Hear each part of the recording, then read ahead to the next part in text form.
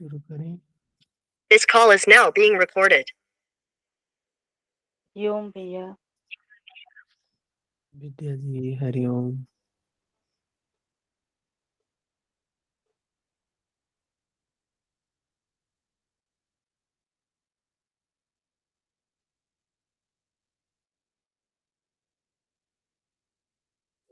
पंद्रह नंबर श्लोक तक हम लोगों ने देखा था कल।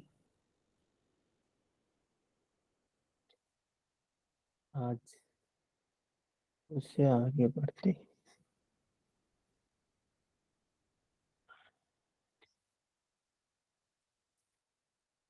12 नंबर श्लोक में भगवान ने बताया कि जो पुरुष कर्मों की सिद्धि चाहते हैं, देवताओं को पूजते हैं अर्थात दैवी संपत्ति को बढ़ाते हैं, नियत कर्म करने की के लिए प्रेरित कर रहे हैं। यहाँ पर निर्धारित कर्म करने के लिए प्रेरित कर रहे हैं जो ध्यान है। चार वर्ण बताया जो गुण कर्म विभाग सा गुणों के आधार पे बांटे गए हैं।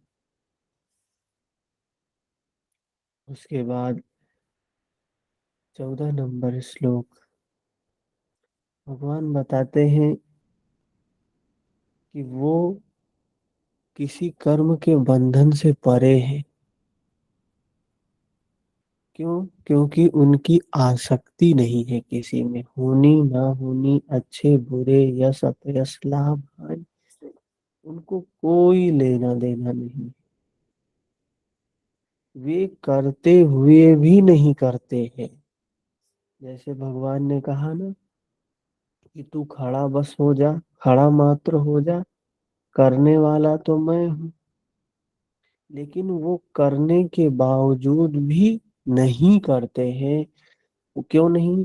क्योंकि उनकी कोई आसक्ति नहीं है। कर्मों का फल क्या है? श्री कृष्ण ने पीछे बताया कि यज्ञ जिससे पूरा होता है। फल क्या है? जिससे बंधन खुलता है, विकार समाप्त होते हैं, उस क्रिया का नाम कर्म है।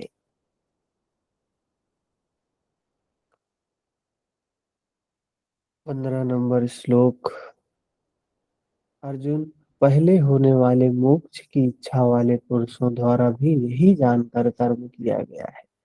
अर्थात इसके पूर्व जितने भी महापुरुष हुए, जिन लोगों ने धर्म के मार्ग पर चला और अंतिम अवस्था, जीवन का जो अंतिम लक्ष्य है मोक्ष, उसको प्राप्त किया, उन लोगों ने भी यही बातें बताई, यही मार्ग अपनाया, यही कर्म किया। सारी चीजें एक ही है। अब इसके बाद कर्म के विषय में समझाने जा रहे हैं भगवान। 15 नंबर ही देखना था ना।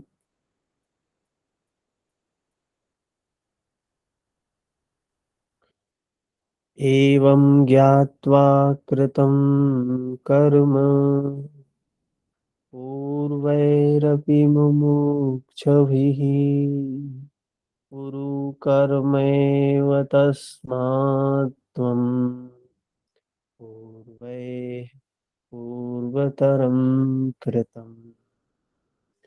अर्जुन, पहले होने वाले मोक्ष की इच्छा वाले पुरुषों द्वारा भी यह जानकर कर्म किया गया। क्या जानकर? कि यही जब कर्मों का परिणाम परमात्मा भिन्न ना रह जाए। कर्म करने से क्या मिलता है? कर्म करने से स्वतंत्रता मिलती है। किससे? बंधन से, दुख से। जब सारे दुख समाप्त हो गए जीवन के, अब कोई दुख नहीं रहा, कोई बंधन नहीं रहा, वो परम तत्व परमात्मा विदित हो गया। अब किसी चीज की चाह नहीं रह गई, मन में अब कोई चाह है ही नहीं। ऐसी अवस्था आती है इस कर्म से। तो श्री कृष्ण इसी स्थिति वाले हैं। श्री कृष्ण के मन में कोई चाह नहीं है, कोई कामना नहीं है, कोई आसक्ति नहीं है।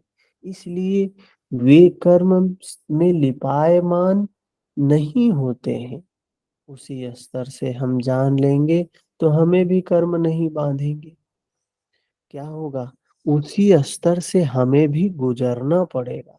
बिना उस मार्ग से गुजरे कोई व्यक्ति सोचे कि हम उस अवस्था को प्राप्त कर लेंगे, संभव नहीं है। वैसा ही वह पुरुष भी कर्म बंधन से मुक्त हो जाएगा। अब श्री कृष्ण भगवान, महात्मा, अव्यक्त, योगेश्वर, महायोगेश्वर जो भी रहे हों, वह स्वरूप सबके लिए है। यही समझकर पहले के मुमुक्षु पुरुषों ने, मोक्ष की इच्छा वाले पुरुषों ने कर्म पर कदम रखा। इसलिए अर्जुन, तू भी पूर्वजों द्वारा सदा से किए हुए इसी कर्म को कर। अर्जुन को प्रेरित कर रहे हैं कि जैसे हमारे पूर्वजों ने, ऋषियों ने, मुनियों ने, संतों ने, अरहंतों ने, बुद्धों ने जैसे कर्म किया, वैसे तू भी कर। यही कल्याण का एकमात्र मार्ग है, दूसरा कोई मार्ग नहीं है। अभी तक योगेश्वर ने, श्री कृष्ण ने कर्म करने पर बल दिया, किंतु यह स्पष्ट नहीं किया कि कर्म है क्या। अध्याय 2 में उन्होंने कर्म का नाम मात्र लिया कि तू इसी निष्काम कर्म के विषय में सुन। उसकी विशेषताओं का वर्णन किया कि यह कर्म जन्म मृत्यु के महान भय से रक्षा करता है। 2 ही दिन है हमारे जीवन में। हम्म, 2 दिन है, एक जन्म का, एक मृत्यु का। और ये तीसरा कोई दिन नहीं है हमें जीवन में। और हर क्षण जन्म और मृत्यु हो रहा है, हर क्षण जन्म और मृत्यु हो रहा है।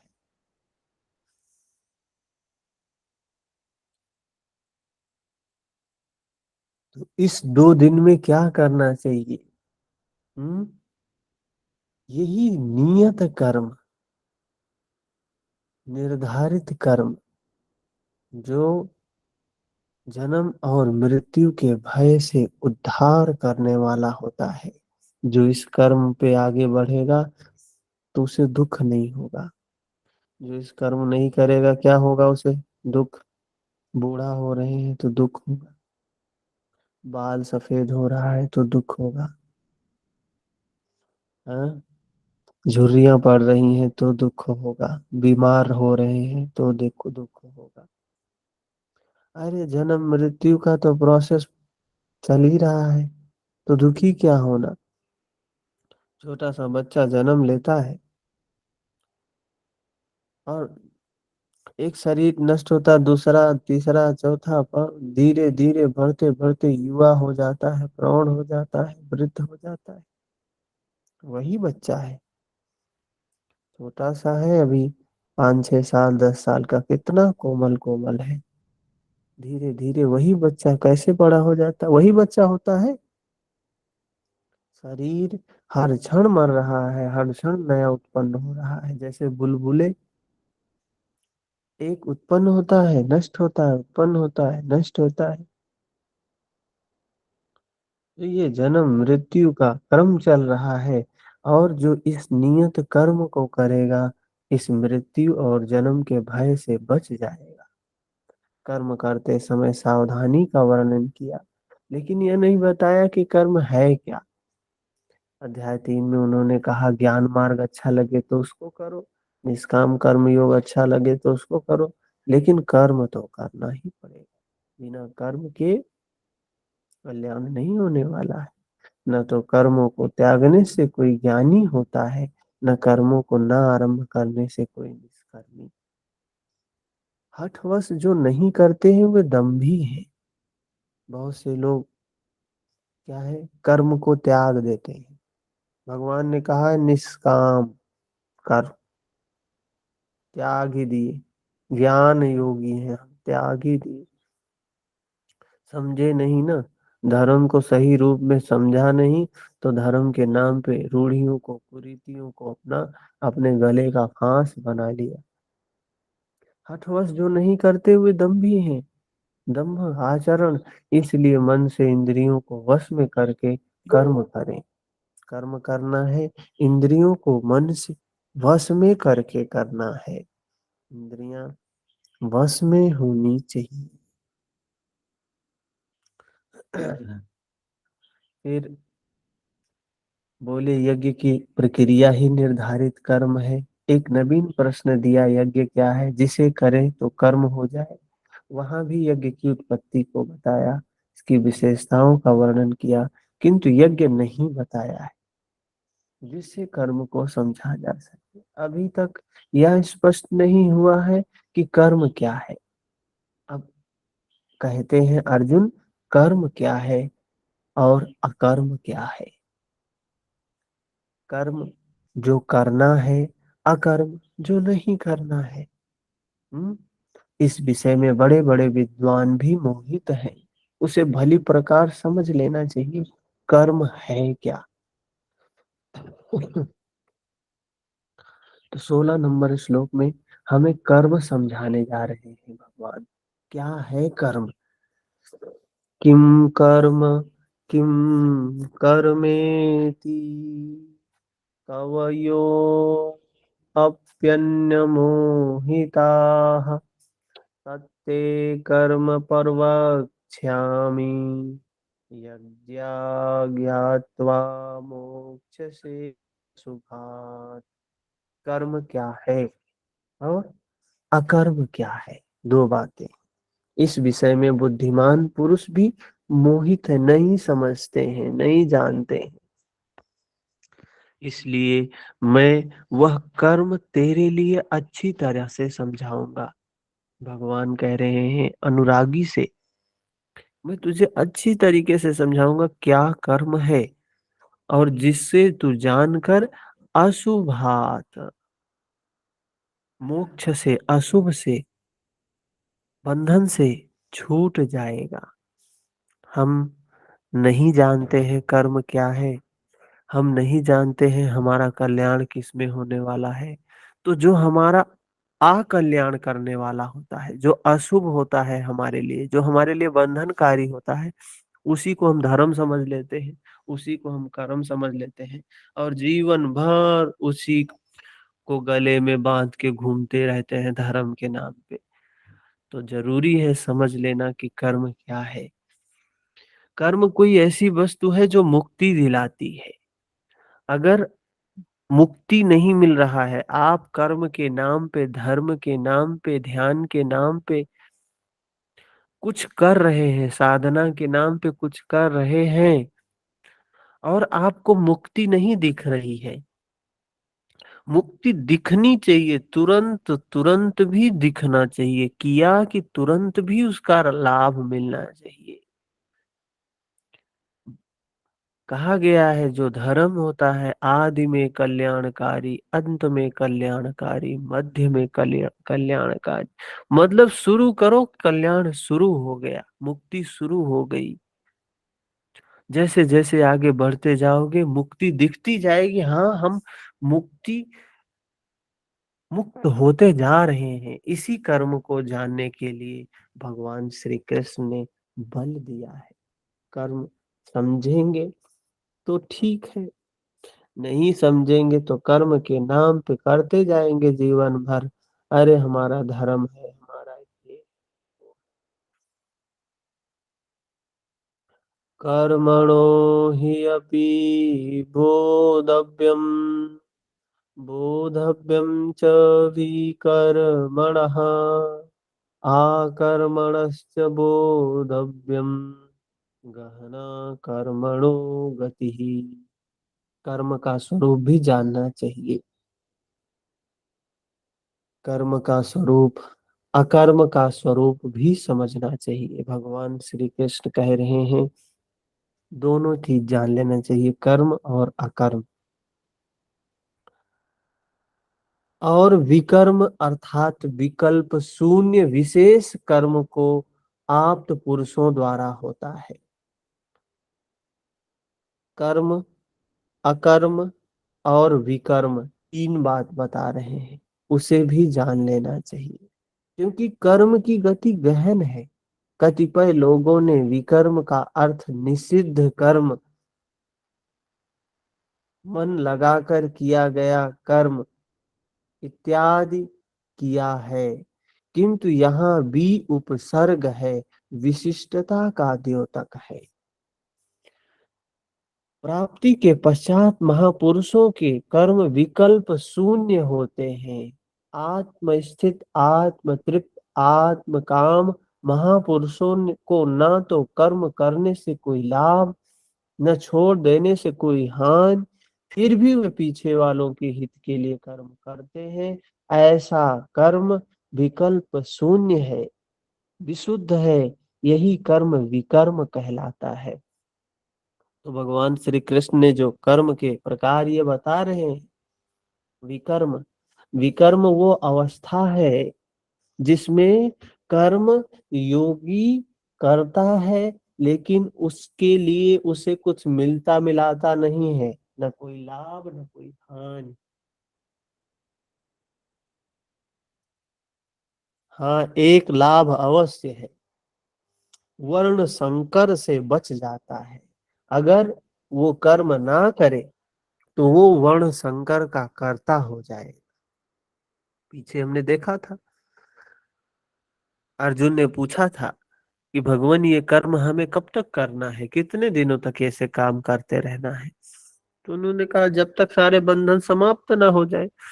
तो बंधन समाप्त होने के बाद कर्म की जरूरत नहीं है। उन्होंने कहा करने से कोई लाभ नहीं होगा और ना करने से कोई हानि नहीं होगी, लेकिन महापुरुषों को चाहिए क्या कि आगे वालों के मार्गदर्शन के लिए कर्म करें।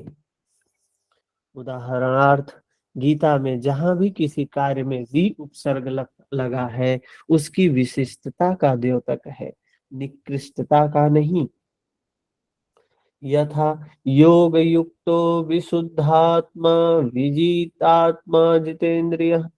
जो योग से युक्त है, विजित आत्मा, जैसे यहाँ भी वी लगा हुआ है, तो जो योग से युक्त है वह विशेष रूप से शुद्ध आत्मा वाला, विशेष रूप से जीते हुए अंतःकरण वाला इत्यादि विशेषताओं के ही द्योतक हैं। जैसे यहाँ देखें, विशुद्धात्मा, शुद्ध, सु के विशुद्ध आत्मा के आगे वी लगा है, जितात्मा के आगे वी लगा है, तो ये विशिष्टता का द्योतक है। इसी प्रकार यहाँ विकर्म, कर्म के आगे वी, ये विशिष्टता का द्योतक है कि ये विशेष, ये अवस्था कर्म की जिसमें वो एक योगी की गुणातीत अवस्था की ही का कर्म हो सकता है, जो विशेष पूर्णता का द्योतक है। इसी प्रकार विकर्म भी विशिष्ट कर्म का द्योतक है, जो प्राप्ति के पश्चात महापुरुषों के द्वारा संपादित होता है, जो शुभ अशुभ संस्कार नहीं डालता है, जो अच्छे बुरे का निर्माण नहीं करता है। अभी आपने विकर्म देखा, एक बात समझ में आई, विकर्म। अब बात है रहा कर्म और अकर्म। विकर्म समझ में आया। देखते हैं कर्म किसके लिए कह रहे हैं, जिसे अगले श्लोक में समझाने का प्रयास करेंगे। यदि यहाँ कर्म और अकर्म का विभाजन नहीं समझ सके तो कभी नहीं समझ सकेंगे। देखिए, विकर्म की अवस्था तो समझ में आ गई, उस महापुरुष की अवस्था है जिसने प्राप्त कर लिया, जैसे बुद्ध थे, जैसे कृष्ण थे, जैसे महावीर थे, जैसे तमाम महापुरुष हैं। अभी समझाने जा रहे हैं कर्म क्या है, कर्म का स्वरूप और अकर्म का स्वरूप। कर्मण्ये कर्मण्य कर्म यह पश्येद कर्मणि च कर्म यह सबुद्धिम आन मनुष्येषु सयुक्तः कृत्सन कर्म कृत। जो पुरुष कर्म में अकर्म देखे, कर्म माने आराधना साधना करे, और यह भी समझे कि करने वाला मैं नहीं हूँ, बल्कि गुणों की अवस्था ही चिंतन में हमें नियुक्त करती है। मैं इष्ट द्वारा संचालित हूँ, ऐसा देखे। और जब इस प्रकार अकर्म देखने की क्षमता आ जाए और धारावाहिक रूप से कर्म होता रहे, तभी समझना चाहिए कि कर्म सही दिशा में हो रहा है। वही पुरुष मनुष्यों में बुद्धिमान है, मनुष्यों में योगी है, योग से युक्त बुद्धि वाला है और संपूर्ण कर्मों को करने वाला है। उसके द्वारा कर्म करने में लेश मात्र भी त्रुटि नहीं रह जाती। तो बड़ी सावधानी से समझने की बात है, भगवान क्या कह रहे हैं। कर्म, कर्म क्या है? अपने मन के विकारों को समाप्त करने का काम, अपने बंधन को खोलने का काम, संस्कारों को समाप्त करने का काम कर्म है। और उसके लिए क्या बताया है? ध्यान बताया है। भगवान कह रहे हैं ये कर्म जब स्वतः ही होने लगे और उस साधक को ये बात समझ में आए कि ये मैं नहीं कर रहा हूं, ये हो रहा है, ये करवाया जा रहा है, इसका भान प्रतिक्षण होने लगे साधक को कि जो कुछ भी हो रहा है, ना अच्छा है न बुरा है, जो है ये प्रकृति हमसे करवा रही है गुणों के अधीन। ये गुणों की अवस्था ही हमें इसमें नियुक्त कर रही है। मैं इष्ट द्वारा संचालित हूँ। मैं किसी के द्वारा, जैसे कठपुतली होती है ना, कोई व्यक्ति पीछे से उसको नचाता है, ऐसे ही मैं नाच रहा हूँ, ऐसा देखे। तो भगवान कह रहे हैं जब इस प्रकार अकर्म देखने की क्षमता आ जाए, मतलब मैं नहीं कर रहा हूं, ये देखने की जब क्षमता आ जाए और धारावाहिक रूप से 24 घंटे ये चलने लगे, तो समझिए कि आप सही दिशा में जा रहे हैं। आपकी साधना सही दिशा में चल रही है। सारांशतः आ सारांशतः आराधना ही कर्म है, साधना ही कर्म है। उस कर्म को करें और करते हुए अकर्म देखें कि मैं नहीं कर रहा हूँ। मैं, मेरे का भाव नहीं होना चाहिए, अहंकार नहीं होना चाहिए। अरे मैं तो बहुत अच्छा साधक हूँ, देखो मैं रोज ध्यान करता हूँ, 2 घंटे ध्यान करता हूँ, ये करता हूँ, वो करता हूँ, गीता पढ़ता हूँ। क्रोध नहीं आता है, वासना नहीं आती है, ये नहीं आता है। ऐसे ऐसे भावों से ग्रसित है तो अहंकार से ग्रसित है, विकार है। कुछ अच्छे नहीं है, कुछ बुरे नहीं है, जो है सो है, जैसे हैं वैसे हैं, आ रहे हैं, आएंगे। उनका काम ही है, अंदर में है, शरीर में फोड़ा हुआ है, मवाद भरी हुई है, पीप भरा हुआ है। उसको काटेंगे तो पीप भी निकलेगा, विकार ही निकलेंगे, जो अंदर होगा वही निकलेगा। तो सही दिशा में अगर साधना कर रहे हैं, अकर्म का भाव आएगा। गुणों से उत्पन्न अवस्था के अनुसार चेष्टा कर पाता हूँ, जो कुछ मैं कर रहा हूँ गुणों के अधीन कर रहा हूँ। जब अकर्म की यह क्षमता आ जाए और धारावाहिक कर्म होता रहे, तभी परम कल्याण की स्थिति दिलाने वाला कर्म हो पाता है। पूज्य महाराज जी कहा करते थे कि जब तक इष्ट परमात्मा रथी ना हो जाए, जैसे अर्जुन के साथ भगवान कृष्ण थे, रोकथाम न करने लगे, तब तक सही मात्रा में साधना का आरंभ ही नहीं होता है।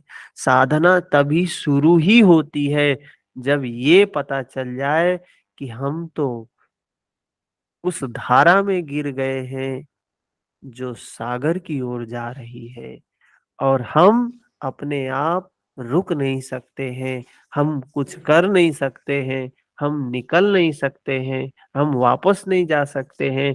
हम सिर्फ और सिर्फ बहे जा रहे हैं, बहे जा रहे हैं। मेरा मेरे पर कोई आधिपत्य नहीं है, मैं कुछ भी नहीं कर रहा हूँ। जब ये अनुभूति होने लगे तो गुरु जी कह रहे हैं तभी समझो साधना शुरू हुई है। इसके पूर्व जो कुछ भी किया गया है, कर्म में प्रवेश के प्रयास से अधिक कुछ भी नहीं था। मतलब इस अवस्था तक पहुंचने के पहले हमने जो जो काम किया है वो सारे काम कुछ नहीं थे, वो सारे कर्म कर्म कुछ नहीं थे, वो सिर्फ तैयारियां ही थी।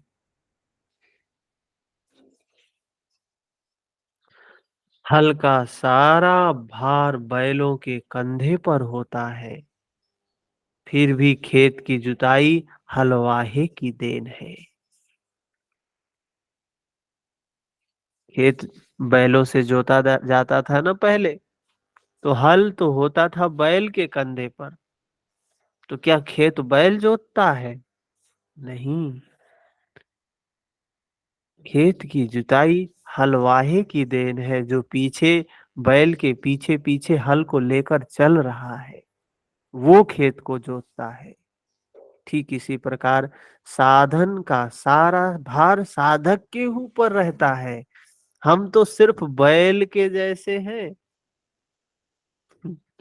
क्या उदाहरण दिया है। हम जो साधक होता है ना, वो एक बैल के जैसे सिर्फ बहता है, चलता है बोझ लेकर, किंतु वास्तविक साधक तो इष्ट है। जो भगवान कृष्ण ने अर्जुन से कहा, तू खड़ा बस तू खड़ा हो जा, तुझे करना कराना कुछ नहीं, जो कुछ करना मुझे करना है। तू सिर्फ खड़ा हो जा। जो गीता की ऐसी बातों को सुन के मन में विश्वास होता है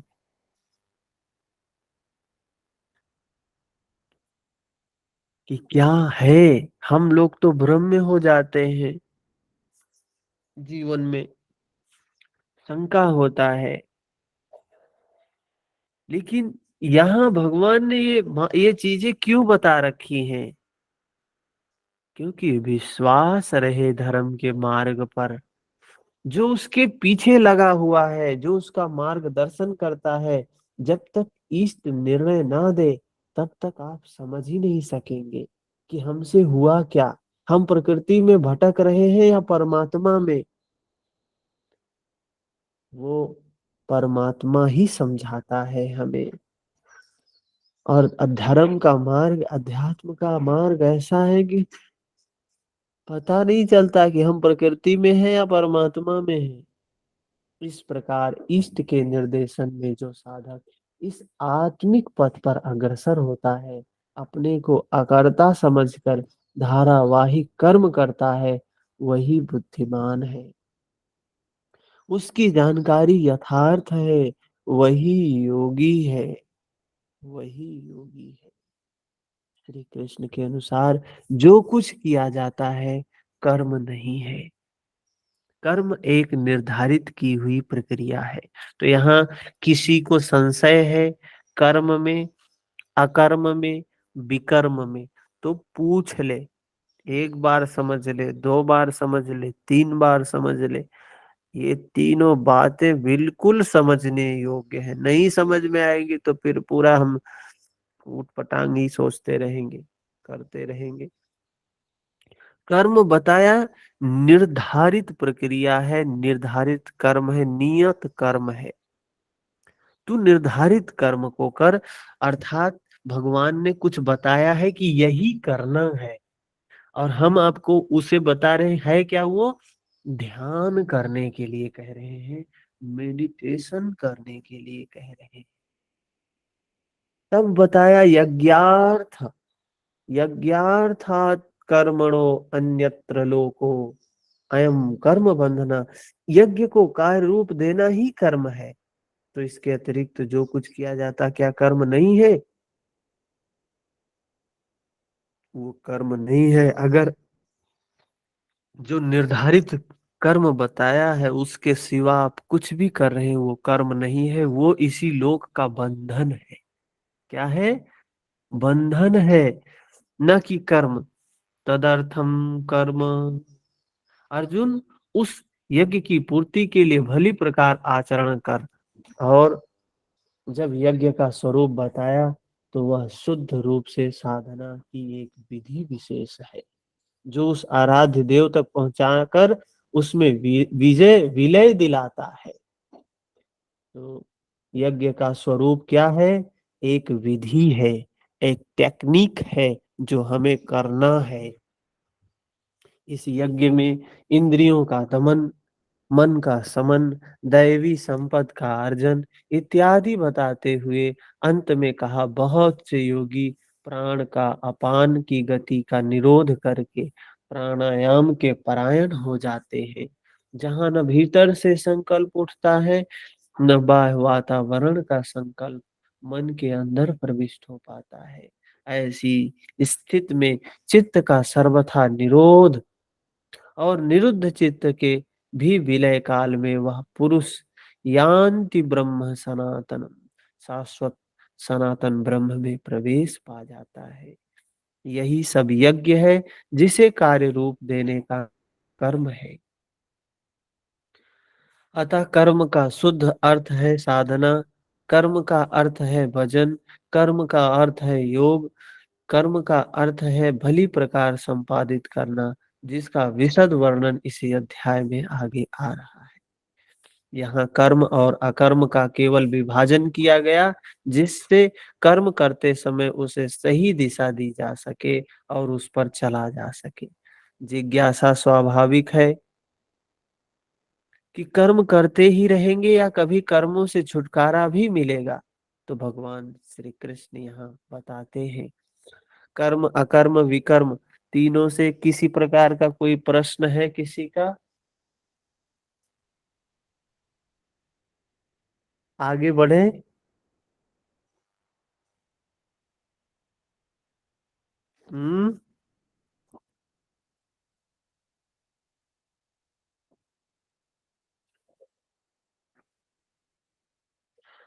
19 नंबर एक बार श्लोक। फिर से, एक बार फिर से। हम्म कर्म अकर्म विकर्म। देखिए, हमें करना क्या है? ये जीवन, ये मनुष्य का शरीर मिला क्यों है? मनुष्य का शरीर मिला है, ये जो दुख है, जन्म लेते हैं, मृत्यु होती है, बूढ़े होते हैं, बीमार होते हैं, पूरे जीवन दुखी है दुखी है दुखी है। इस शरीर में क्या क्या रोग हो रहे हैं, ये दुखालय। इस संसार को दुखालयम बोला गया है। 1 2 3 हजार लाख करोड़ों प्रकार के दुख नहीं है, पता नहीं अनगिनत प्रकार के दुख हैं, अनगिनत प्रकार की बीमारियां हैं, व्याधियां हैं। इससे निकलना चाहता है ना? ये जो मनुष्य का शरीर मिला है, इसीलिए मिला है कि इस सागर से निकल जाए, जन्म मरण मृत्यु बीमारी दुख से निकल जाए, अनचाही मनचाही से निकल जाए, कोई दुख ना हो जीवन में। इसीलिए ये शरीर मिला है।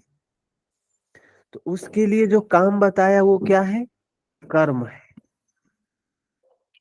कर्म करके ही वो अवस्था पा सकते हैं, हम दुख से मुक्त हो सकते हैं।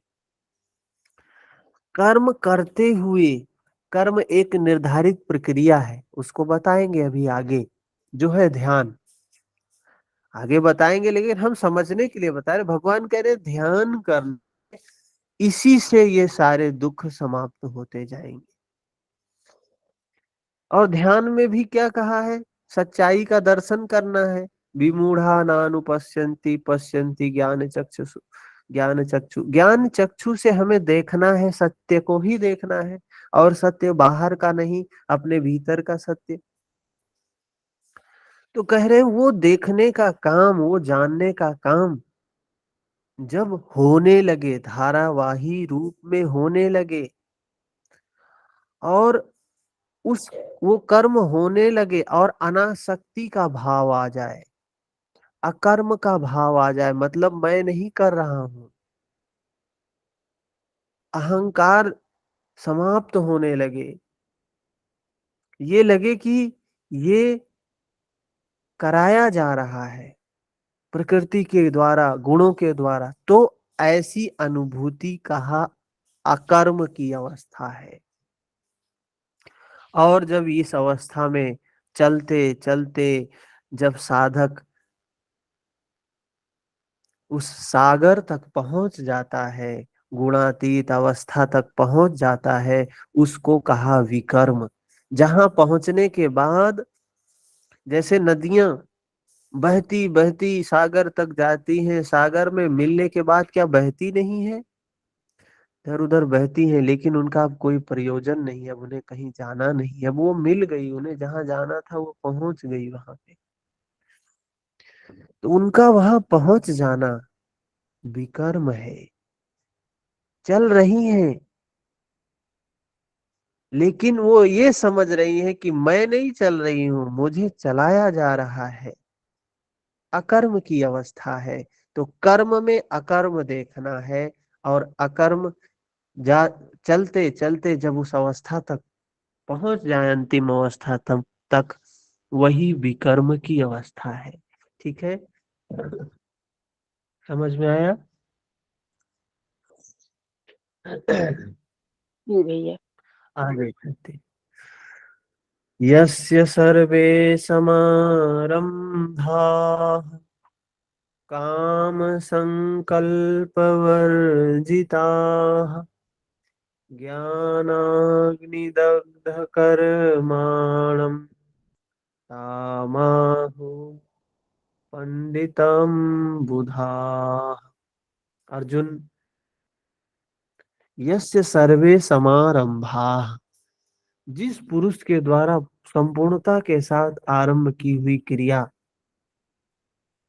जिस पुरुष के साथ, जिस व्यक्ति के द्वारा संपूर्णता से, जिसे पिछले श्लोक में कहा अकर्म देखने की क्षमता आ जाने पर कर्म में प्रवृत्त रहने वाला पुरुष संपूर्ण कर्मों का करने वाला है,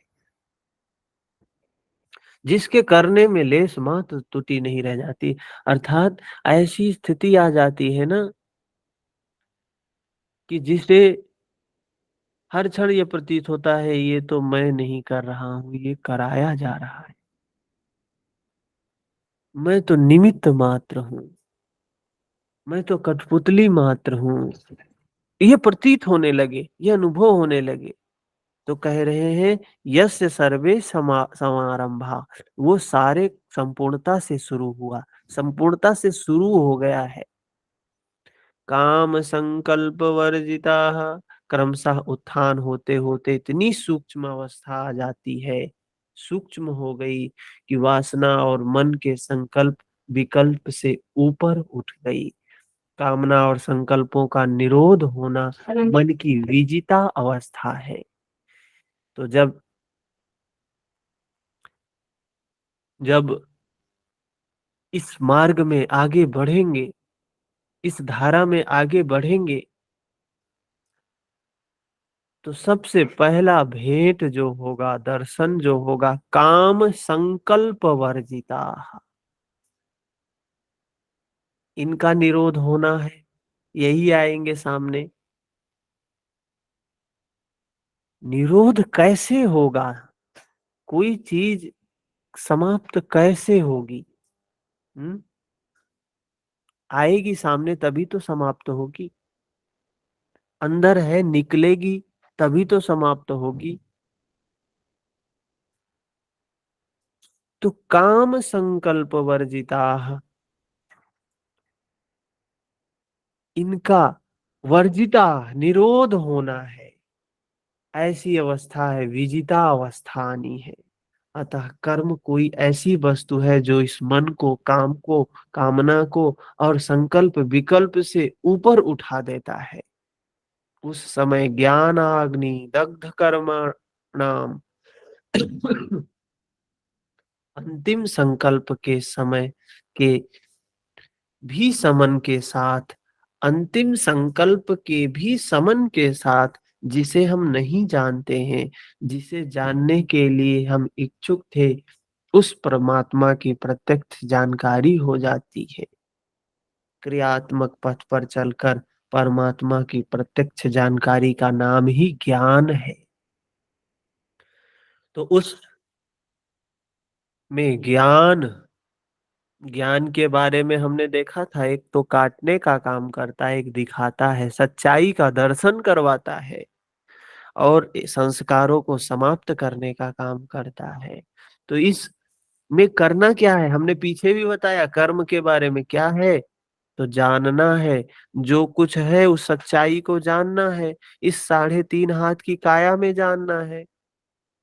अब हम बैठ गए ध्यान करने, आंख बंद करके ध्यान करने बैठ गए, किसी का चिंतन कर रहे हैं, किसी का मनन कर रहे हैं, कोई ज्योति देख रहे हैं, कल्पना ही तो कर रहे हैं। कल्पना नहीं करनी है, जानना है, अनुभूति के स्तर पर जानना है, वेदनाओं के स्तर पर जानना है। उस ज्ञान के साथ ही दग्ध कर्माणा, भगवान श्री कृष्ण कह रहे हैं, उस जानने से, उस ज्ञान से दग्ध कर्माणाम, कर्म सदा के लिए दग्ध हो जाते हैं। कितना स्पष्ट समझा दिया है। लेकिन बुद्धि के स्तर पे ना समझ में आए तो मूढ़ ही है आदमी। वो अवस्था नहीं है जिसे समझ सके। जिसे पाना था पा लिया, आगे कोई सत्ता नहीं जिसकी शोध करे। इसके लिए कर्म ढूंढे भी तो किसे, उस जानकारी के साथ कर्म की आवश्यकता समाप्त हो जाती है। ये कर्म तब तक करते रहना है जब तक अंतिम अवस्था सारे संस्कार ना विलय हो जाएं। ऐसी स्थिति वालों को ही बोध स्वरूप महापुरुषों ने पंडित कहकर संबोधित किया है। उनकी जानकारी पूर्ण है। ऐसी स्थिति वाला महापुरुष करता क्या है, रहता कैसे है, उसकी रहनी पर प्रकाश डालते हैं भगवान। त्यक्त्वा कर्म संगम, नित्य तृप्तो निराश्रयः, कर्मण्यभिप्रवृत्तोऽपि नैव किंचित करोति सः। अर्जुन, उस पुरुष के लक्षण बता रहे हैं, उस व्यक्ति का लक्षण, उस साधक का लक्षण बता रहे हैं। क्या है? वह पुरुष सांसारिक आश्रय से रहित होता है, नित्य वस्तु परमात्मा में ही तृप्त रहता है, कर्मों के फल परमात्मा की आसक्ति को भी त्याग कर कर्म में अच्छी प्रकार बरतता हुआ कुछ भी नहीं करता है, कुछ करता नहीं है, वो अनासक्त भाव में रहता है, सांसारिक आश्रय से रहित। जो सांसारिक जीवन है उन सब से परे होता है वो, नित्य वस्तु परमात्मा में ही वो तृप्त रहता है सदैव। उस नित्य में, अर्थात ये समस्त सब कुछ अनित्य है, इस सब की अनित्यता का अनुभूति हर क्षण करता रहता है। निराशीर्यत चित्तात्मा, त्यक्तो सर्व परिग्रह, शारीरम केवलम कर्म कुर्वत् कुर्वन्न आप्नोति किल्बिषम्। जिसने अंतःकरण और शरीर को जीत लिया, भोगों की संपूर्ण सामग्री जिसने त्याग दी है, कह रहे जिसने अपने मन को, अपने चित्त को, अपने अंतःकरण को और अपने शरीर को भी, भाई जीतना है तो अपना शरीर अपने बस में नहीं है तो क्या करेंगे? 1 घंटा बैठ भी नहीं पा रहे, 2 घंटा 3 घंटा बैठ भी नहीं पा रहे। अपनी कहा है,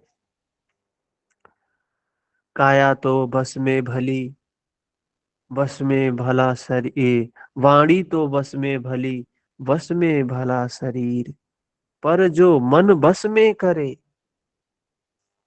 वही सूर है वीर। वही सूर, वही वीर है जो मन को बस में करे। शरीर भी बस में होना चाहिए, वाणी भी बस में होनी चाहिए। ऐसे बाचाली की तरीके से बड़बड़ बड़बड़ बोलते रहते हैं, दिनों रात बोलते रहते हैं, पता ही नहीं, खुद को पता नहीं क्या बोल रहे हैं। वाणी नियंत्रण में अच्छी है, शरीर भी नियंत्रण में अच्छा है, इधर उधर लपक रहे हैं, उधर लपक रहे हैं, इधर भाग रहे हैं, उधर भाग रहे हैं। ठीक होनी चाहिए, नियंत्रण होना चाहिए अपने शरीर पर। और मन, कल्याण ही हो गया अगर मन नियंत्रण में आ गया तो। कह रहे ऐसे आशा रहित पुरुष का शरीर केवल कर्म करता है, दिखाई भर पड़ता है, बस लगता है कि उसका शरीर काम कर रहा है, वस्तुतः वो करता धरता कुछ नहीं है, वो कुछ नहीं करता धरता है। इसलिए पाप को प्राप्त नहीं होता है, वह पूर्णत्व को प्राप्त होता है, इसलिए आवागमन को प्राप्त नहीं होता है। महापुरुषों का शरीर सिर्फ दिखाई देता है, शरीर, वो शरीर से मैं होते ही नहीं है। यदृच्छालाभसन्तुष्टो द्वन्द्वातीतो विमत्सरः समः सिद्धावसिद्धौ च कृत्वापि न निबध्यते। अपने आप जो कुछ भी प्राप्त हो उसी में संतुष्ट रहने वाला। भगवान कह रहे हैं जो योगी होता है, साधक होता है, कह रहे हैं जो कुछ अपने आप प्राप्त हो, अपने प्रयत्न से नहीं।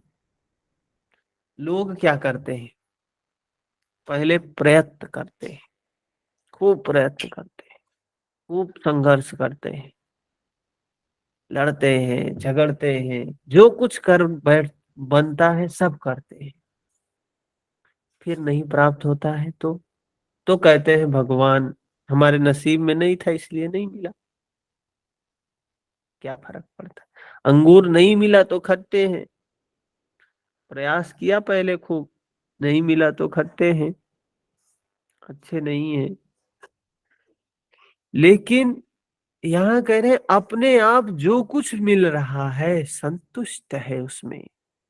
सुख दुख राग द्वेष हर्ष शोक आज द्वंद्वों से परे है, न सुख की अपेक्षा, न दुख की अपेक्षा, न राग न द्वेष, न हर्ष न शोक, सबसे परे है।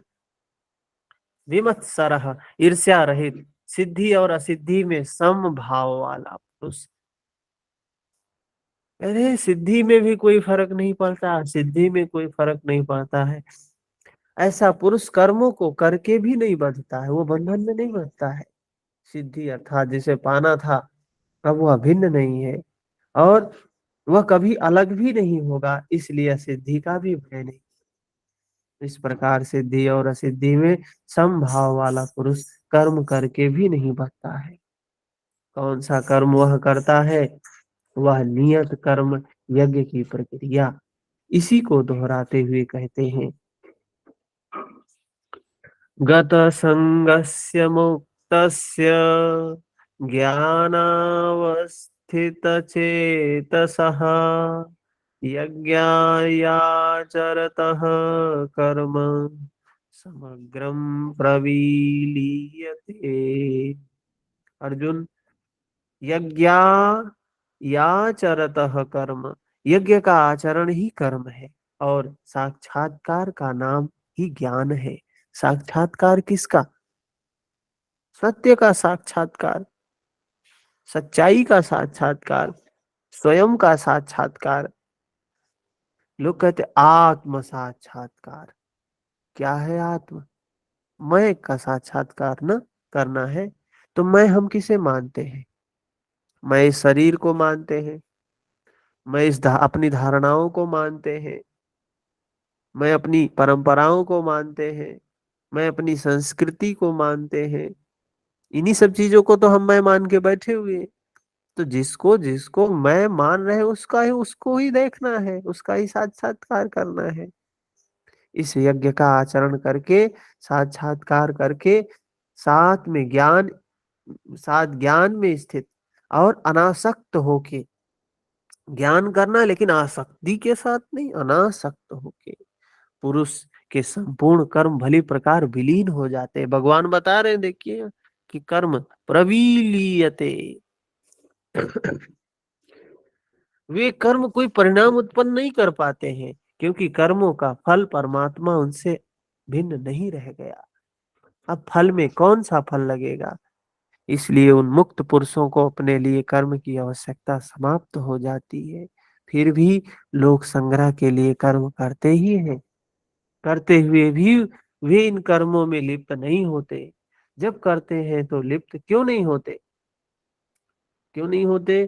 क्योंकि आसक्ति नहीं है, चाह नहीं है। यहाँ बता रहे हैं क्यों लिप्त नहीं होते हैं। ब्रह्मार्पणं ब्रह्मविद् ब्रह्माग्नौ ब्रह्मणाहुतं ब्रह्मैव तेन गंतव्यम ब्रह्म कर्म समाधिना। ऐसे ऐसे मुक्त पुरुष का समर्पण ब्रह्म है। ब्रह्म है, हवि ब्रह्म है, अग्नि भी ब्रह्म है। ब्रह्म रूप अग्नि में ब्रह्म रूपी कर्ता द्वारा जो हवन किया जाता है वह भी ब्रह्म है। ब्रह्म कर्म समाधिना, जिसके कर्म ब्रह्म का स्पर्श करके समाधिस्थ हो चुके हैं, उसमें विलय हो चुके हैं, ऐसे महापुरुष के लिए जो प्राप्त होने योग्य है वह भी ब्रह्म ही है। वह कर्ता धर्ता कुछ भी नहीं है, केवल लोक संग्रह के लिए कर्म में बरतता है। यह तो प्राप्ति वाले महापुरुष के लक्षण हैं, उच्च कोटि के संत महापुरुष के लक्षण हैं। किंतु कर्म में प्रवेश लेने वाले प्रारंभिक साधक कौन सा यज्ञ करते हैं? कौन सा यज्ञ करते हैं? पिछले अध्याय में श्री कृष्ण ने कहा, अर्जुन कर्म कर। कौन सा कर्म कर? तो उन्होंने बताया, नियत कर्म कर, निर्धारित किए हुए कर्म को कर। निर्धारित कर्म कौन सा है? तो यज्ञार्थात कर्मणो अन्यत्र लोको अयम कर्म बंधना। अर्जुन, यज्ञ की प्रक्रिया ही कर्म है, यज्ञ के अतिरिक्त कुछ भी नहीं है। इसी लोक का बंधन है, न कि कर्म है। कर्म तो संसार बंधन से मुक्ति दिलाता है। अतः तदर्थम कर्म कौन्तेय मुक्त संगा समाचरा। उस यज्ञ की पूर्ति के लिए अनासक्त होकर कर्म कर, यज्ञ का आचरण कर। यहाँ श्री कृष्ण ने एक नवीन प्रश्न दिया कि वह यज्ञ है क्या जिसे करे और कर्म हमसे पार लगे। उन्होंने कर्म की विशेषताओं पर बल दिया, बताया कि यज्ञ आया कहाँ से है, यज्ञ देता क्या है, उसकी विशेषताओं का चित्रण किया। किंतु यह नहीं बताया कि यज्ञ क्या है। अब यहाँ भगवान जाके यज्ञ को स्पष्ट करने वाले हैं। यज्ञ क्या चीज है, कैसे किया जाए यज्ञ। यहाँ तक बातें समझ में आ गई। हमने कर्म देखा, 3 प्रकार के कर्म बताए, और कर्म नियत कर्म है, निर्धारित कर्म है, यज्ञ की प्रक्रिया। अब यज्ञ क्या है इसको हम कल देखेंगे, ठीक है। किसी का कोई प्रश्न है तो बताएं, नहीं तो यही समाप्त करते हैं। हरिओम। मिलते हैं 5:30 बजे कल। हरिओम भैया।